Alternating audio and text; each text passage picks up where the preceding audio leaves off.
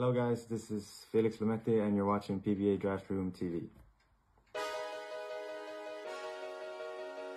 Napapansin po namin na 88% ng aming viewers ay di pa nakasubscribe. Kaya kung nagustuhan nyo naman po yung video, bilang tulong lang sa aming channel, ay hinihiling lang po namin na pakipindot ang like, subscribe button at notification bell. Maraming salamat mga ka-Draft Room! Welcome back po mga ka-Draft Room. Nasa kalagitnaan tayo ng 2024 PBA Governors Cup. Siyempre hindi natin maiwasan ng mga injuries na pwede mangyari sa ating mga point guards o kung nag-underperform naman ang iba. Kaya't kung sakaling mangailangan ang mga PBA teams ng free agent point guard, ay pwede nila gawing option ang 10 na nasa list na to. Ano nga po, sisimulan na natin. Sa rank 10 ay ang 5'10" na si Bal Chauca. Nagpakita pa din ng flash of brilliance ng kanyang shooting this MPBL season si Bal para sa Valenzuela. Pero upang tumaas uli ang value niya ay dapat mas maging efficient ang kanyang outside shooting at makailang best player of the game para sa current team niya na Rizal. Sa rank 9 ay ang 5'9" na si Hesed Gabo.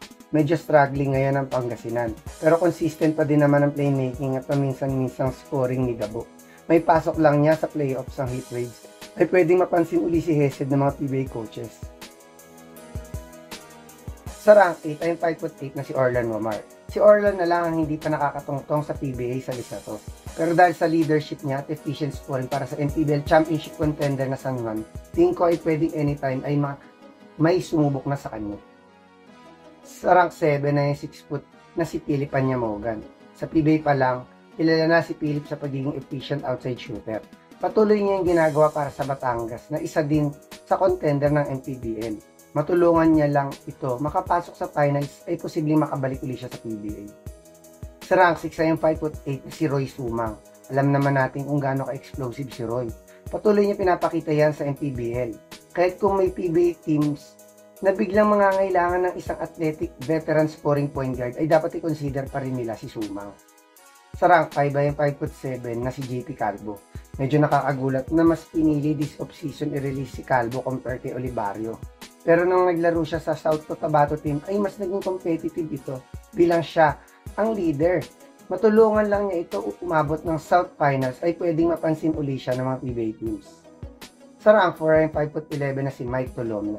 Malaking bagay na naging part si Mike ng The Asian Tournament champion na Valientes. Pero kung matutulungan niya si Slaughter na magkampiyon ngayon sa MPBL ay talagang tataas uli ang value niya. Lalo pat kitang bumabalik na ang confidence niya dahil sa kanyang liksi pa din sa slashing to the basket. Sa rank 3 ay ang 6' na si Jello Alolino. Gaya ni Calvo ay nakakabigla din ang pagkaka-release kay Jello dahil siya ang naging karelyebong playmaker ni Chongson last season. Kaya kung may biglang maghahanap ng veteran high IQ court general ay pwedeng i-consider pa din nila si Alolino.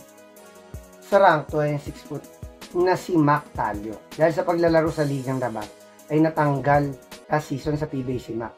Pero this season ay kitang-kita pa din ang kanya explosiveness at elite isolation skills. Kahit kung may magbibigay uli ng chance kay Mac ay makakakuha sila ng instant big time scorer off the bench. At ang best point guard free agent natin ay ang 5'9" na si JC Marcelino.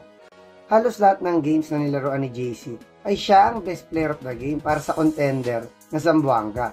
Kaya't kung may mga PBA playoff contender team na maghahanap ng reliable point guard na pwede nila isama sa main rotation, ay dapat i-consider nila si JC na kung makakapunta sa bagay siyang sistema ay pwede talagang maging regular double-digit scorer sa PBA. Hopefully ay isa sa mga nasa list na to ay mabigyan pa ng chance makabalik sa PBA dahil kita naman may mga ibubuga pa sila. Hanggang sa susunod na lang mga ka-draft.